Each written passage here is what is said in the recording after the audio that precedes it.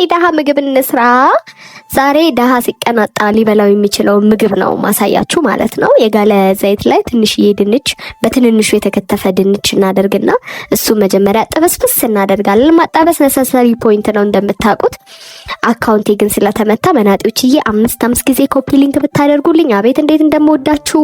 ከዛ ድንቹ በደንብ ሲበስልልን ሽንኩርታችንና ቲማቲማችንን አድርገን እነሱንም እናጣብሳቸውና ለትዳር እናደርሳቸዋለን። ኦኬ። ከዛ በኋላ ጨው እናረጋለን ሲበስልልን። እርድ እንጠቀማለን። እርድ ካልፈለጋችሁ መተው ትችላላችሁ። እኔ ለከለር ነው የተጠቀምኩት ማለት ነው። እናንተ ግን ካልፈለጋችሁ ተውት።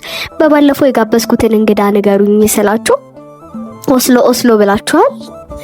ምንድነው በግድል ታጣብሱት ነው እንዴ? ግን ከዛ እንቁላል ታደርጉበትና እንደዚህ ቺዝ ከላይ አድርጋችሁ በትንሽ እሳት እንዲበስል እንተወዋለን ማለት ነው። ቺዙ እንዲቀልጥላችሁ ብትከድኑት የተሻለ ነው ማለት ነው። ይሄ የሚሳሳበው ፓርት እንዲመጣ ማለት ነው። እና እስቲ ምንድነው ሐሳባችሁ ንገሩኝ።